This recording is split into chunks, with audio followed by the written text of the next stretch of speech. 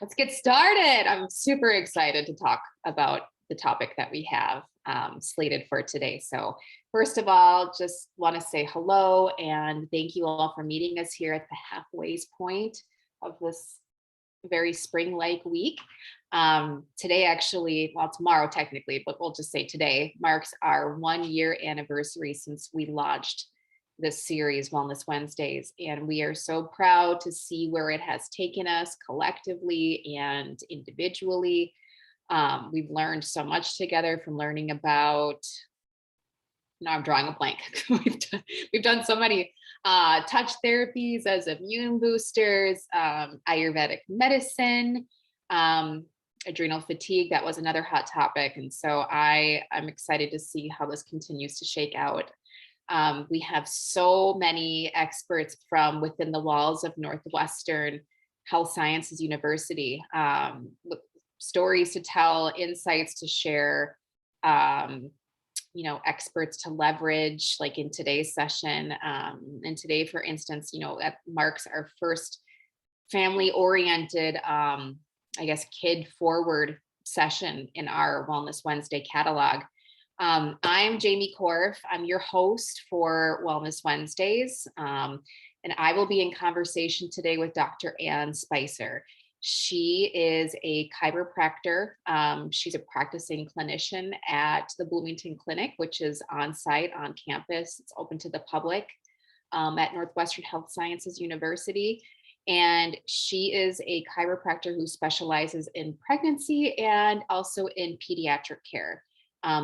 Dr. Spicer has been featured in a number of articles with us over the years, everything from what to expect when things are unexpected, and that was obviously targeted for pregnant people in the pandemic, the hormone digestion connection from postpartum to perimenopause, which was one of our most popular articles to date.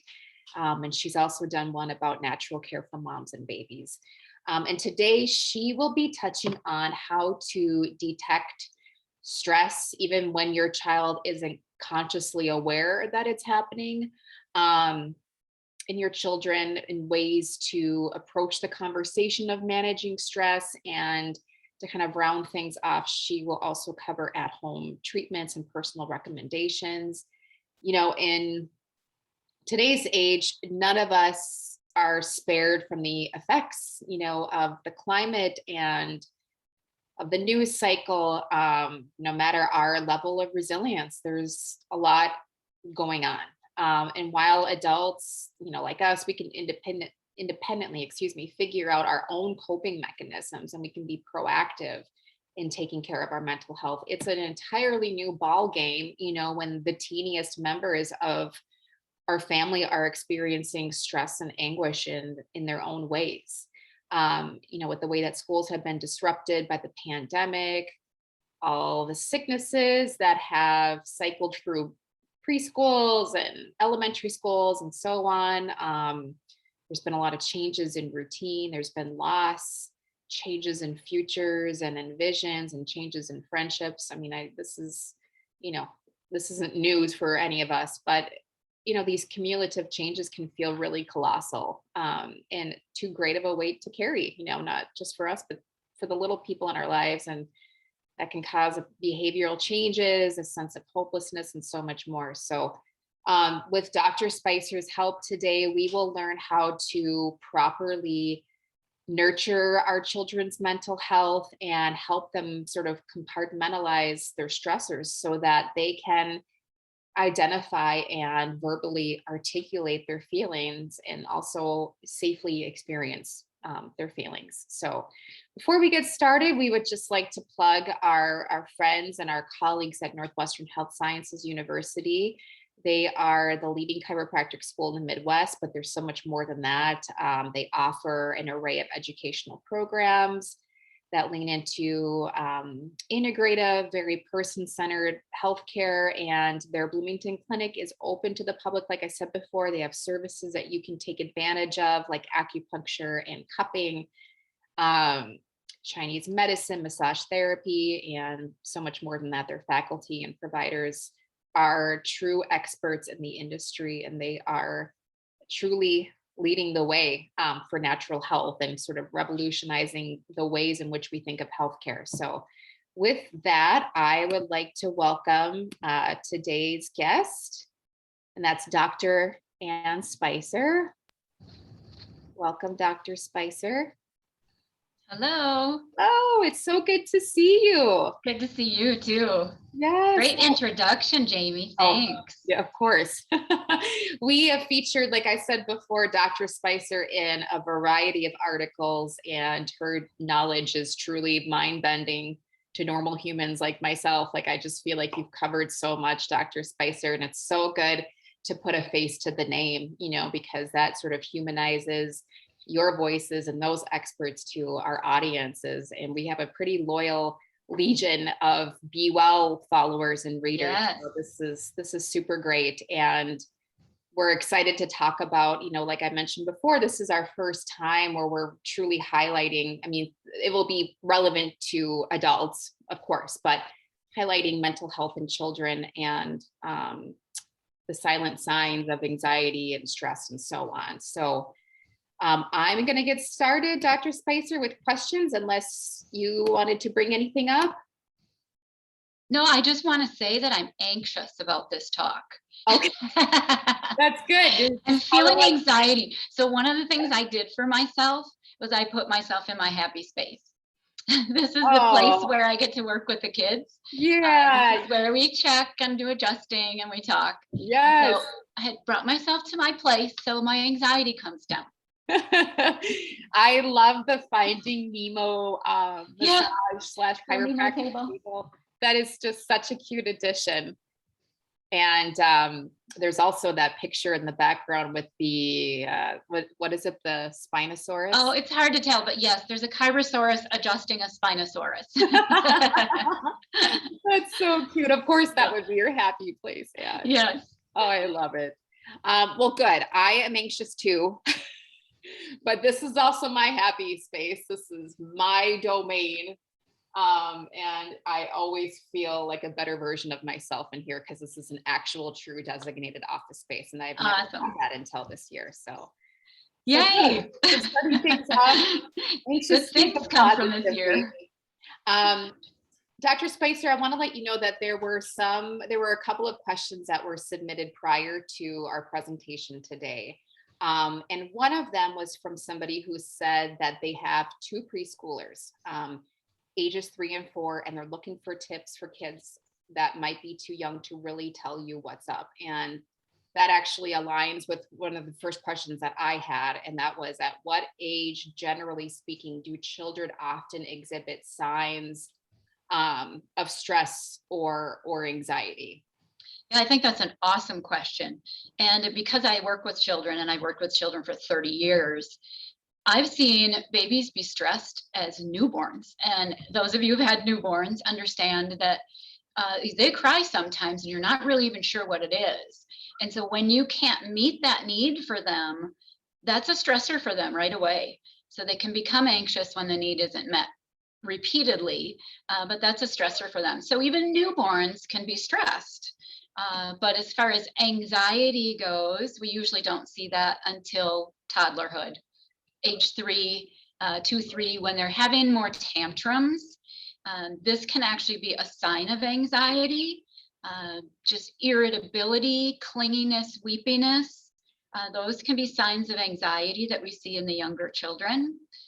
And then how do we meet that need when they're pre-verbal, when they can't really tell you what's going on?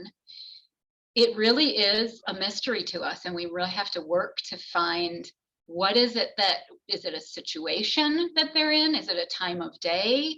Do they get more anxious seeming when they're hungry, when they're tired, if they haven't had enough physical connection?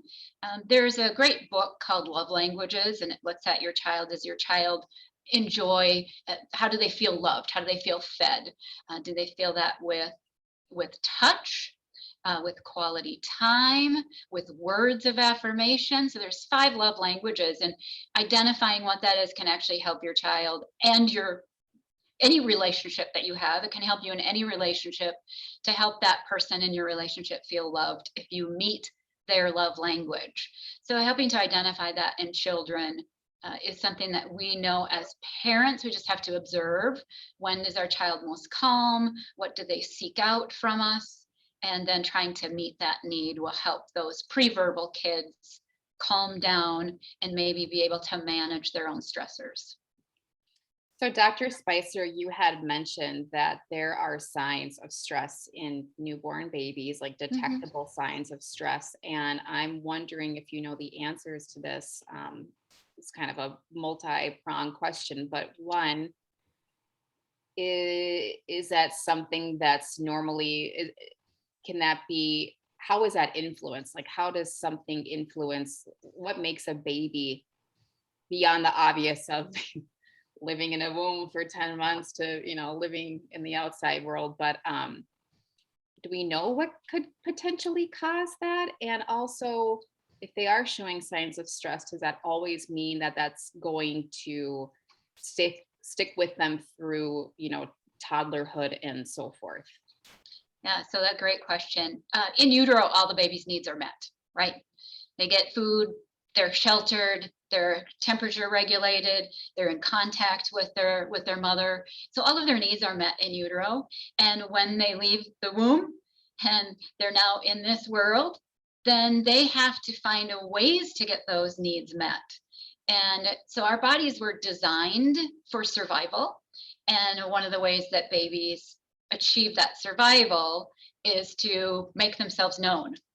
So so they cry over things. They cry if they're hungry. They cry if they're wet. They cry if they're tired. They cry if they want to be held. They cry if they want to be put down. So all of those are stressors, but they're typically short-lived stressors. Once that need is met, then they calm down. And so the problem is when the need is unmet. If the need is repeatedly unmet, and I don't want to get too far into the woods here, but if a mama has postpartum depression and she's not able to respond to her baby very well, then the baby might learn to kind of shut down and say, well, my needs are not going to be met, so I'm going to stop crying about it. And then they get an attachment issue that with their human, they're not bonding as well with the human because they don't develop that trust. The more that they know that their needs will be met, the less big those emotions get. So we say the younger the child, the bigger the feels. So their feelings are big. Their position might be accurate. So I'm hungry. Okay, that's my position, is I'm hungry. And I feel my hunger greatly as a newborn. And I am going to scream bloody murder about it as a newborn. As a toddler, we might get just a little agitated. Even as adults, we get agitated when we're hungry, right? And so there's the phrase of hangry, which means I'm angry because I'm hungry. My temper gets short. So the more our needs are met when we're younger, the more we trust that those needs will be met, the more in control our feelings become. If we don't have our needs met, and this happens with anxiety, when a parent isn't recognizing that the child is anxious, and so not helping to meet that need, then the anxiety can become greater and greater until they figure out how to get that met, or they don't figure out how to bring it back down again. So the stress in infancy is very normal, very natural, and it's short-lived. Like I say, we're built for survival. We're built for that short-lived. The problem, it becomes a problem in our bodies when we live in a place of anxiety. We live in a place of stress. Short-term stress is actually good for us. Long-term stress is not. When we get into that long-term stress, it starts spiking our sugar levels, it spikes our heart rate, it shuts down our brain. And so when you get children, toddlers in particular, who are in this tantrum mode, their brain is actually kind of shut down. They're functioning from a reactive brain and not from a thinking brain. And so it's hard to reach them sometimes when they're in that tantrum phase. And so this is where sometimes we have to let it ride out, and sometimes we have to approach in a very gentle and calming and soft way during tantrums. Help them to learn to breathe, to relax their body, to feel and see around them. I'm here with you. You're in a safe place. Take a deep breath with me. Helping them to just kind of calm themselves down. Once they can calm themselves down, then you can actually reach them with anything that you have to say about, I'm sorry, but we're not getting extra candy today. If they're in their tantrum, you're probably not going to reach them. Okay. So we need to move them out of that. Okay. I mean, I guess I can speak for myself as an adult that the things that I want to say when I'm emotionally charged, I should probably just sit on for a while. Because your brain is otherwise engaged. And some people say your brain's been hijacked by your limbic system, which is the Oh, reactive system. So yeah. your brain really does take over, your reactive brain takes over. And you don't think clearly when you're under stress. And we know that as adults, right? We know that we make more mistakes, our temper is shorter, because we're just not thinking as clearly or as peacefully when we're under stress. Okay, Dr. Spicer, I think I can speak for many of us when I say that we have been experiencing sort of this perpetual state of anxiety or stress or all of the above, just given the climate of today. As I was saying before, kind of the never ending news cycle that's just riddled with bad, headlines and heartbreaking photos, while still trying to, weather this pandemic. And so I feel like when I'm around my child who's 16 months old, I try to obviously keep that all inside. And I mostly forget about it when I'm with him, anyways. That's the beauty of being around children, is that they're just, Yeah. they've figured out how to be happy for no reason. Whereas, I think a lot of adults have to search for that. And again, I can speak for myself when I say that. But I guess what I'm wondering, however, is how perceptive are children that are pre-verbal? So even if we're not outwardly showing signs of stress or anxiety, can they still, I know little kids can be incredibly intuitive, can they still feel that or detect that? Yeah, they do feel it and detect it, but it's more about how you model the behavior around it, because worry is a very natural thing. Anxiety is worry on steroids. It's like you just can't turn it off. You can't stop it. You can't bring yourself out of that. It's that cyclical thought where you just over and over and over again, you're ruminating on a thought or a behavior. And that's what's really more classified as anxiety, because we all worry. I mean, you can't help but worry about some of the things that are happening in our world today. But the way we model that to our kids is, like I said, I'm feeling anxious about this, but I put myself in a space that feels comfortable to me. So that helps me to manage my anxiety. What other things, and sharing with your children, I was worried about this talk today. So I put myself in my place here, and I looked through some slides that I made that might be helpful to people. And I thought about the people who maybe are anxious and that I might have something to share that could be helpful to them.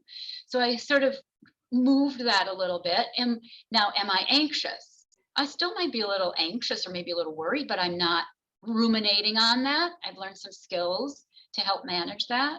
And so that's where we have to help our kids get to the point where, yes, they're worried about things, but we can show them, we can explain to them.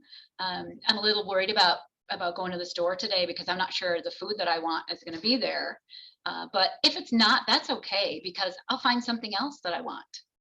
And I can do wonders with something new. It'll be an adventure, right?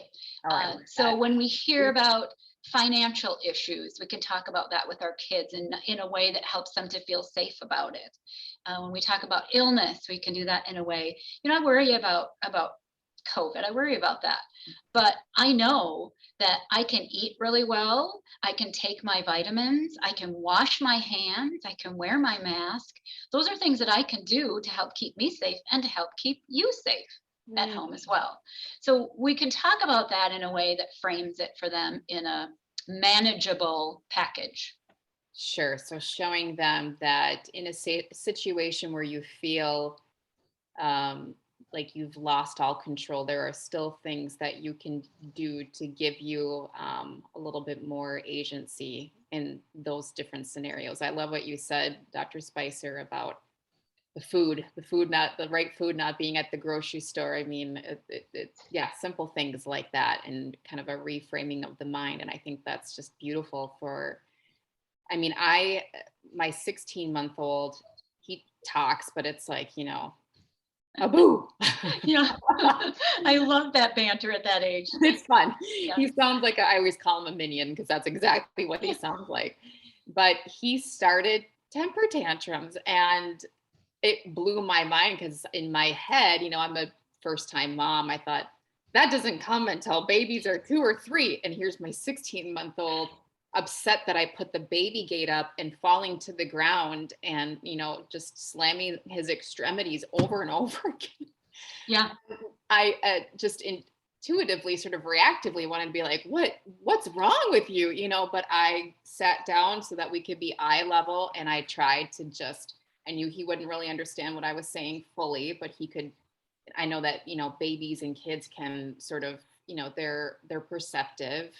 They can read your face. And Mhm. so I just told him to breathe, Yeah. and he just was kind of looking at me like, yeah, whatever. But I think that repetition and probably like being consistent with that, even starting at an early age, right? Dr. Spicer, would you say that has sort of long-term effects? 100%. 100%. I mean, if all you get him to do is breathe when he doesn't get his way, that's going to serve him for a lifetime.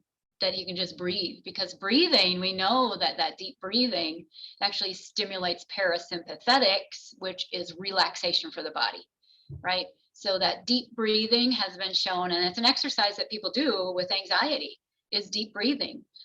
It brings the heart rate down. It increases the feel good hormones in the brain. It manages so much just breathing. So deep breathing is wonderful. And if at 16 months he's already getting that message, it's time to breathe. That's fantastic. And just what you said is just sitting down at eye level, kind of. You can be shocked by some of the behavior that our kids present with. But he's showing as much as he can. One, he's got big feels, so he feels his emotions greatly. He didn't get to go through that space. The gate was in his way. That was a problem. But then he also knows he could get a reaction. So a lot of kids will try the tantrums to get a reaction. If you just sit down and breathe with him, he's like, yeah, well, that didn't work. So the tantrums don't get much worse than that. If he knows he's not getting anything from you. But now at 16 months, he's a little scientist. So he's going to test it. He's going to test it. And, the tantrum didn't go that great at home with the gate. But what happens when you're on the phone? Could he throw a tantrum then and get your attention? How about if you're at the grocery store? Could he throw a tantrum then and get your attention? Okay. Yeah. So any social gathering, what happens? So he's going to test it. So our children test those things too. So we can actually make behaviors worse by reacting the way they want us to. They want the attention. They want you to move the gate. They want the extra dessert. They want to go outside. They want to, whatever it is that they want, we can make that worse. We can make them think they can get whatever they want by allowing them to exhibit this massive behavior and us reacting to that. So if we just don't react and we just, like you say, sit down, have them breathe, that can actually help to mitigate some of those behaviors so they don't happen so often or so extremely. Okay. So good job, Mama. I just want to pause here and encourage everyone that's on this webinar right now. If you have any questions or even thoughts, feel free to chime in at any time. Our aim is to make these feel as conversational as possible. And we operate under the grounds that no question is a bad question or a stupid question. It doesn't exist. So, and Jamie, I could bring up my slideshow that I did, just a few slides, because sure. when we look at, let me just bring that up, because I was thinking that there's other things that we see as well.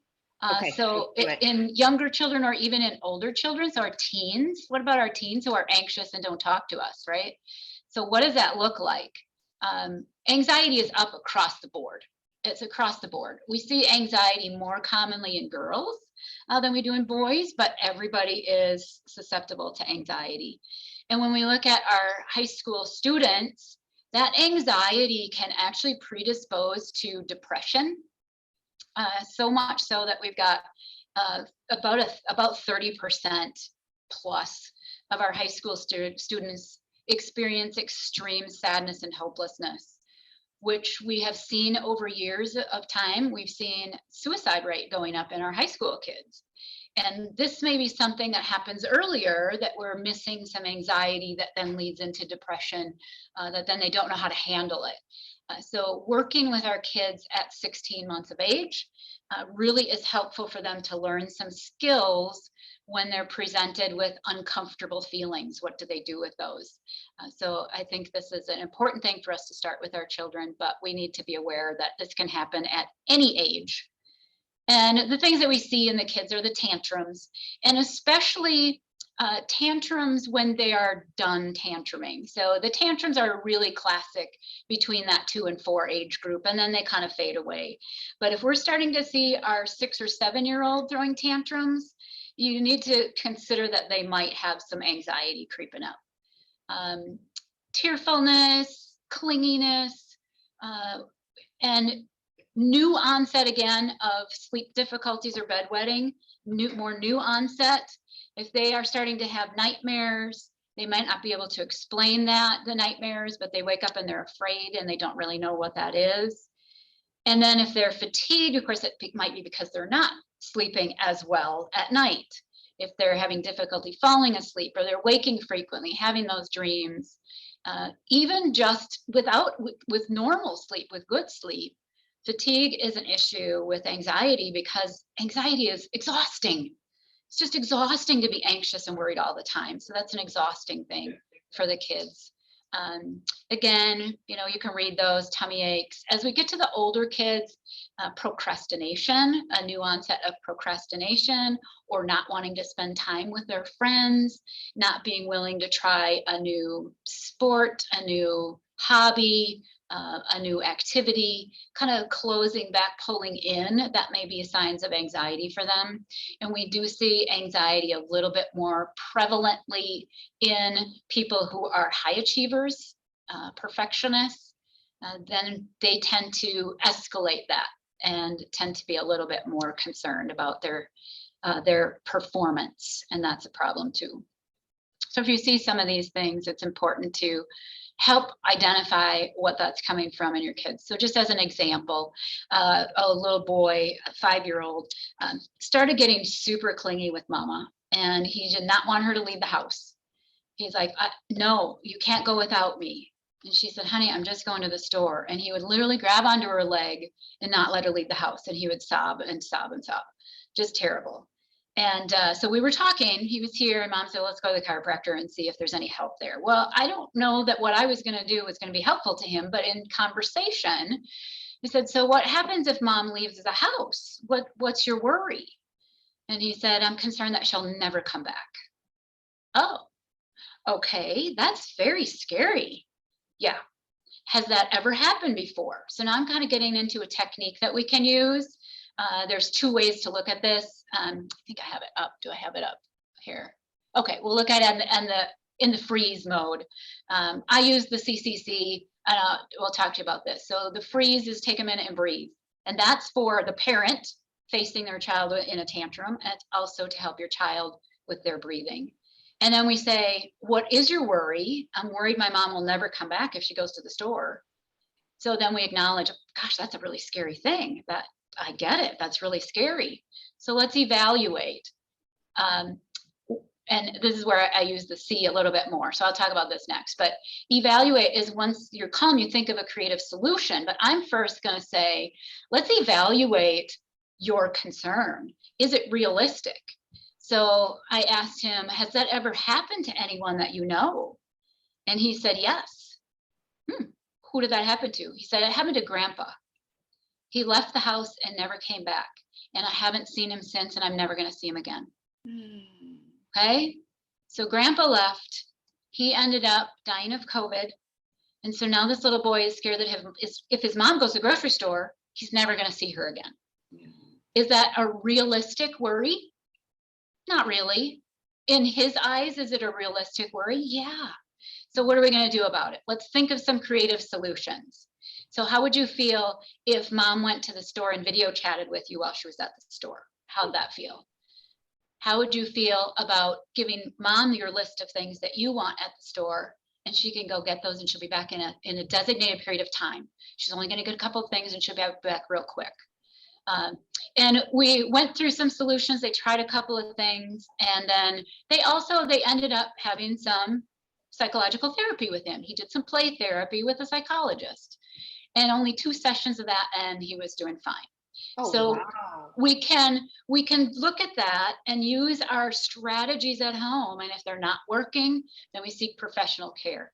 I am not a psychologist. I've seen a lot of kids, kind of know how to handle them. I'm not a psychologist. There are things that I can do. There are things that you can do, but sometimes professional help is necessary, and don't ever be afraid to get it, especially with kids. They're great with kids. It's like I said, it's a lot of play therapy. But then on the L for the feel, let go. Don't feel like a bad parent if you're missing things with your kids. Don't feel like, let the guilt go, and then help them to let things go. There's another little example along the margin for you there of a little girl worried about different things. Okay. So don't worry about, don't keep the guilt, and help them to let go of their shame or guilt around whatever their issue is. Okay. That was great that, his mother was proactive in bringing him in and trying to get to sort of the root of, his mindset, and grappling with permanence at a really young age. I mean, it's hard even for adults. Right. And that's what brings me to my question, in that you said it took him about 2 sessions to sort of, move away from that mindset. And I'm wondering, if these were the thoughts of, say, like a 10-year-old or a 12-year-old, would it take, and I guess it's probably hard to say, I know everyone is unique and there are very many variables at play, but would it take twice as long, perhaps, for?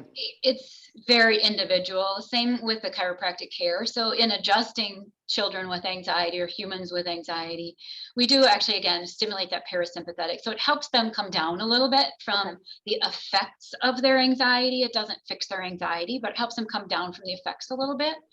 And so she knew that when he had an attitude issue and he got adjusted, sometimes that would take care of it. But in this, it was a little bit more. So she just wanted to rule that out. But it's hard for us to know. We try to predict. I try to predict in practice. I think we'll be able to manage this case in 3 adjustments, 3 visits. But then we see some people, I think it's going to take us 6 or 8. And then I'm happy to be wrong on the high side and just say, gosh, we got it done in 2 and I thought it was going to take 8. I'm happy to have that happen.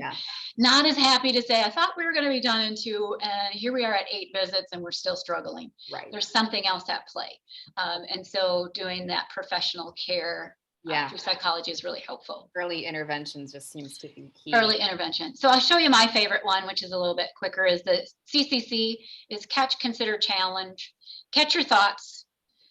So some recommend that you catch your thoughts by seeing them as a word bubble, like in a little cartoon.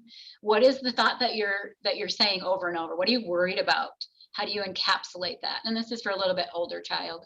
So you catch it and then you consider it. Is it realistic? Is that a realistic worry? If people at school don't like me, is it really realistic? Do they really not like me? Or am I overworking this? Well, I guess I do have friends. They all play with me when we're out at recess, just nobody sat by me at lunch. But come to think of it, they were already sitting down and I sat at a different table. So maybe I didn't sit with them, not they didn't sit with me, right? So we consider it and we challenge that worry. Is it accurate or not? Okay. So I like that. It's quick, CCC. So we can do that with our kids. Tell me what you're worried about. And then also talking about it is a big deal. So talk about it. Some children thrive on that quick, just little connection with a parent. 10 to 15 minutes, it's their worry time. And a lot of kids will do this like after school, come home from school and I have all these thoughts that I haven't been able to address at school because I had to behave in a certain way at school. And I had to work hard to look right and act right and, do and say the right things at school. And so now I'm ready to burst. Okay, take your 5, 10, maximum 15 minutes of worry time where you get it all out. You just talk about it. And then once that worry time is up, you're done. And when your child starts to worry at another time, you say, but mom, oh, honey, it's not worry time. Let's save that till worry time tomorrow. We already had our worry time today. That can help children kind of encapsulate it a little bit and understand that there's a time and a place to worry about things and to share that with our friends and family. And there's a time to just carry on. So that can be helpful. And that prevents them probably from being obsessive about it, right? Just knowing that there is like a tangible time in the day in which those feelings will be, revealed and get, uncovering that and getting to the bottom of it. I love that instead of it playing around in a circle on a loop in your head, like the kid knows like this is going to be something that will be addressed and that makes me feel heard. And there's another way to do that too, which is the worry monster. So these little characters are out there. Some people just tell their worry monster their problems. As they get older, they can actually write them down and stuff them in the worry monster's mouth. So it's like, this is where my worries go. They don't go out in my world. They go to my mom and my worry monster, that kind of thing. So worry monster gets them. Or they just snuggle and they talk to their worry monster. And so a parent can say, is it time to talk to your worry monster?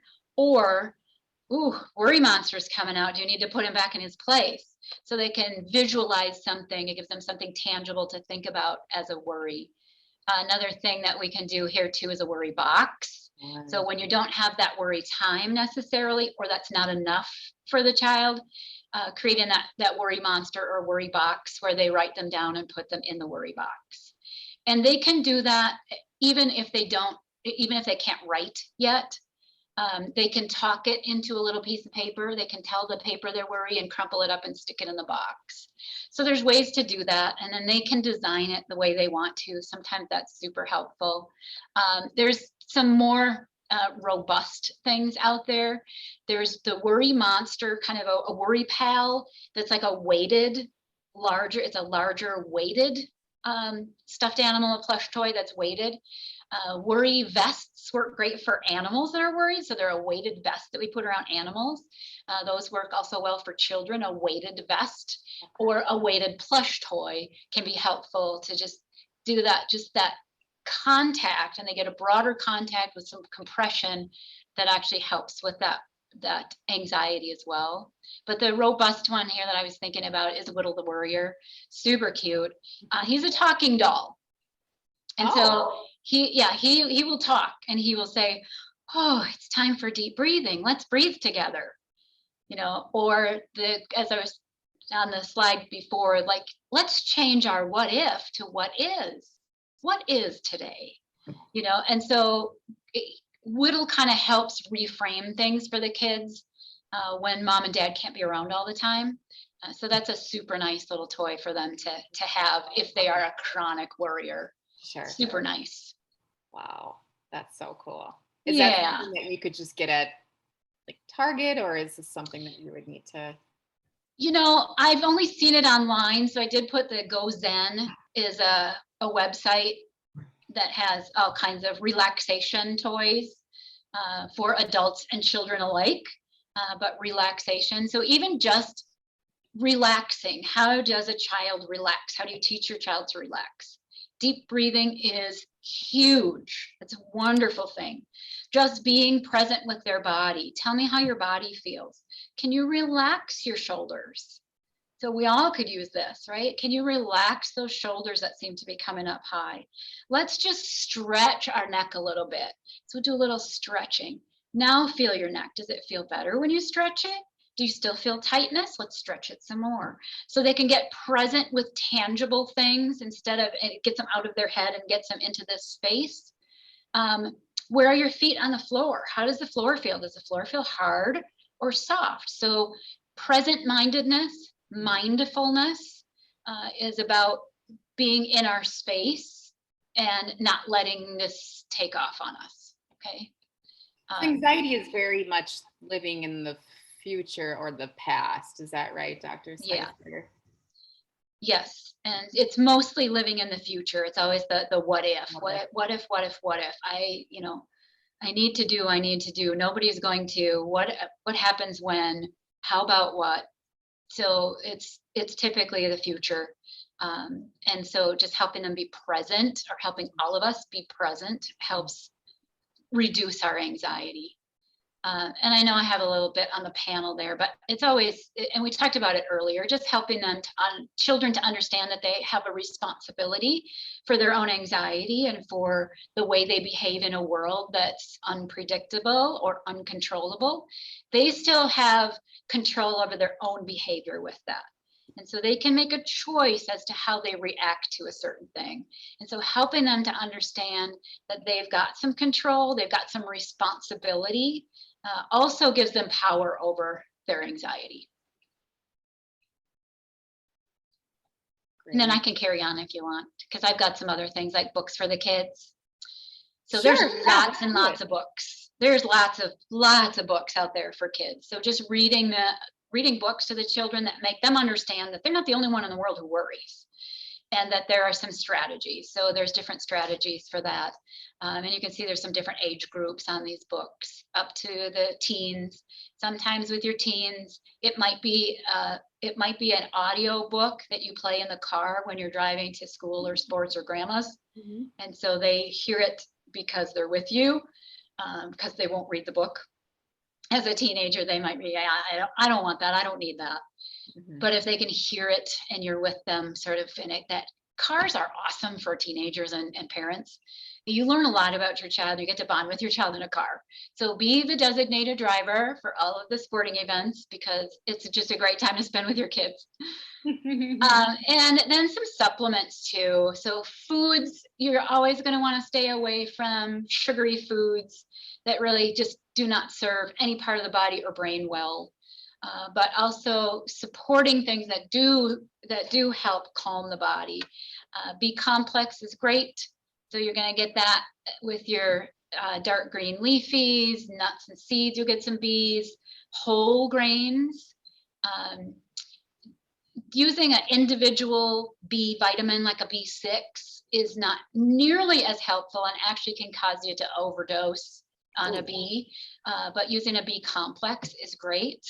Calm is Natural Vitality makes a whole array of calm products, and it's a drink mix that's pretty tasty. So that can be used at bedtime to kind of help calm the brain and the body. There's gummies that also have the L-theanine, which L-theanine is great for mood stability. But this is small dose, so you don't end up overdosing with it. I don't recommend that you do the L-theanine real long term either. So this is for when things really ramp up. You can do the L-theanine calm, cool, collected for a time, and then switch back to just the magnesium and the B complex. Oh, okay. But not doing the theanine too long. And just good, like I say, nuts, seeds, dark green leafies, wholesome whole grains, GMO-free whole grains, if you can find that, organic, okay. Open field animals. Okay.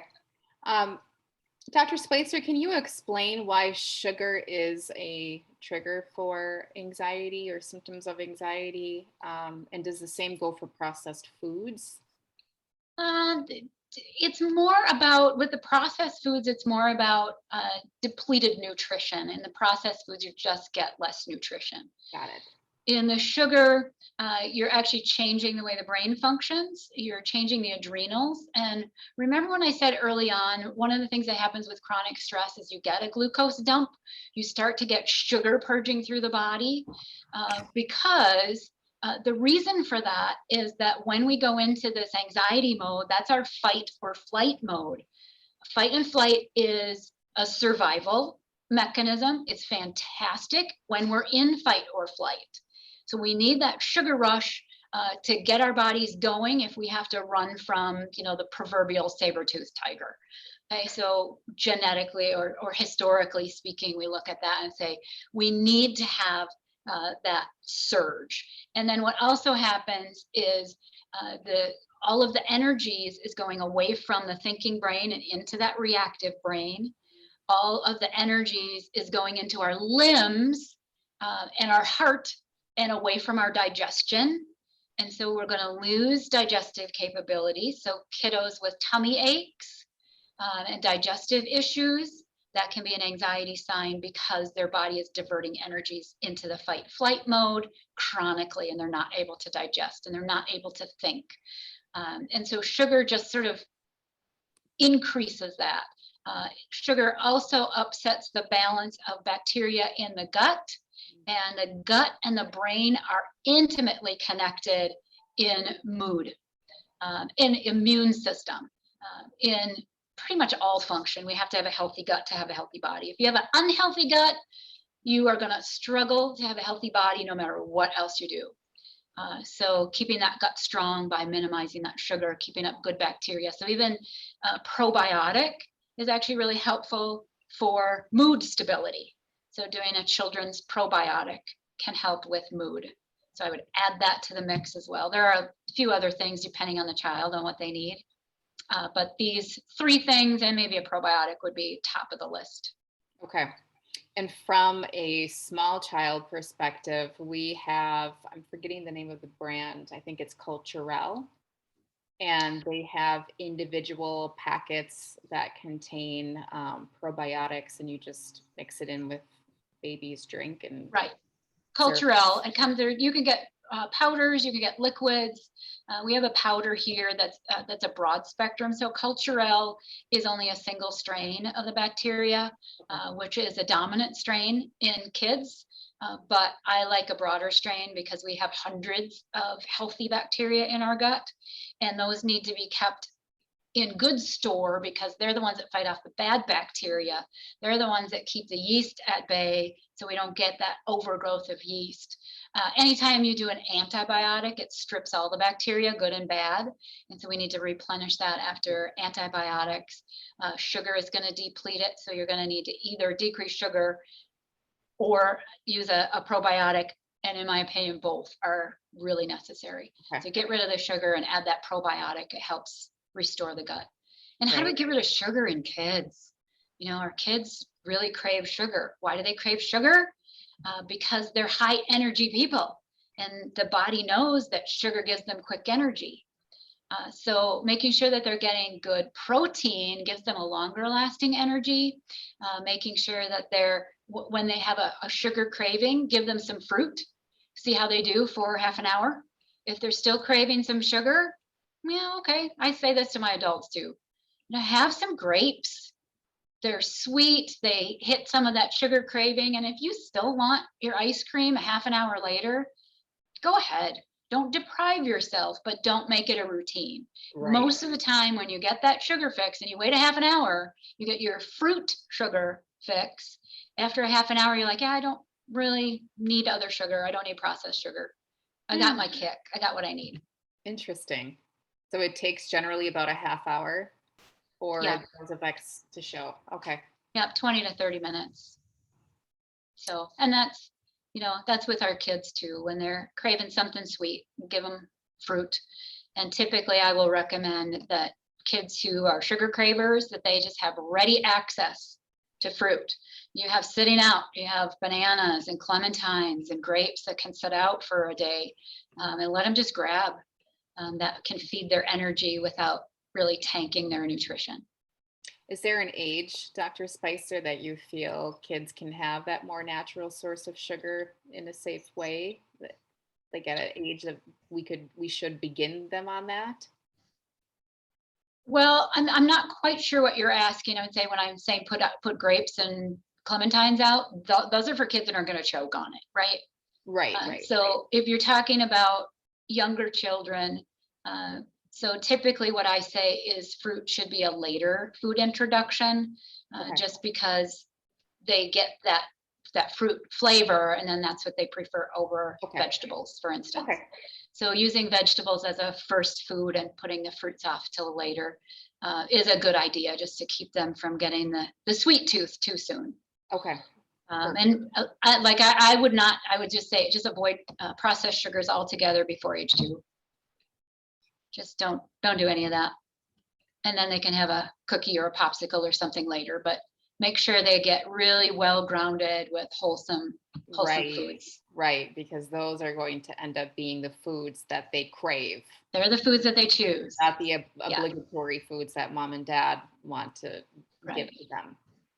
My sister-in-law is really good at that. Her kids love broccoli. They love Yeah. greens. They love having, oven baked kale and broccoli. And it's just something that they've learned to really enjoy and crave, because sugar is like a really, really special treat that doesn't come around super often. Right. But you don't Because know. it's really not food. Sugar is not food. It's a treat. One of my favorite things I heard a mama say, my favorite phrase is, I wonder if today is the day you're going to like blank, whatever food it is. Telling the kids that your tastes are going to change. So try something, try it again. Just because you didn't like peas last week doesn't mean you're not going to like peas in 2 months. Right. Or 6 years. Try it again and give yourself permission to like it or not like it. But know that your tastes do change. Right. One of our attendees says that she can vouch for the fruit after dinner. She says it works. Lived abroad when my kids were little. Dessert was always fruit. They're 17 and 15 now, and they always ask for fruit after dinner. That's so great. Awesome. Way Good to go, mama. Yeah, way to go. As I say, good mama. All right. Well, I think, Dr. Spicer, we're heading up here on 5 minutes to. We probably have room for one more question. And I guess this is something that I sort of wanted an answer to. I'm just double checking and making sure I'm not skipping over anyone. Are there instances in which anxiety or stress, like being in a chronic state of stress, or like you said, chronic worry, is there ever an instance in which that is irreversible, even if you've introduced interventions to them or coping mechanisms to them? Is that something that just could be sort of etched in their DNA? There is a genetic component to anxiety, and there's a generational trauma that we talk about. So something that is stressor to an adult can be passed on to a child and a grandchild even. But is it irreversible? I don't think so. I don't have that sense at all. There are always things that we can do to improve, and with steady attention to the anxiety, it gets better and better. So I don't think that it's a hopeless thing at all, ever. And I love that we as a society are entering this sort of era where big feelings are good to talk about. That was such a hush hush thing for so long. Even myself as a child, definitely in my parents, and most definitely in their parents. You just sucked it up, and it's led to these generational, like you said, patterns of stress and anxiety. I mean, I remember being little and just being so incredibly stressed or anxiety ridden, the thought of having to talk out loud in class when I was 5 years old, or having to do show and tell, like I thought I was going to pass out. And my parents, because we just didn't have the vocabulary for it back then. Like I said, everything was taboo. So it was like, oh, you're a nervous child. You'll grow into it, or you'll grow out of it rather. And it was just kind of like we brush it off for later. So I just love that we've reached this stage where feelings are okay. It's okay to not be okay. And just becoming more articulate with what those. I love that you keep saying big feels, Dr. Spicer, because that's exactly what they are. And helping the kids identify what that is. We can say, oh, you seem like you're sad. Are you sad? You seem like you're angry. Are you angry? And it can kind of help them identify, what is this feeling that I have, and how do I place it somewhere? Right. Yeah. Exactly. Well, with that, Dr. Spicer, I think we're going to wrap things up. This was such a fruitful conversation. A lot of what you talk about is very universally applicable, I think. I mean, I was thinking to myself, these are things I need to remember, like the Yeah. catching of the thoughts. How realistic is this scenario to actually, in terms of it happening? Um, we catch ourselves again in this sort of precarious time that we're living in, maybe being a little bit more obsessive with our thoughts, maybe feeling a little bit more pessimistic, maybe being more languid than we were before.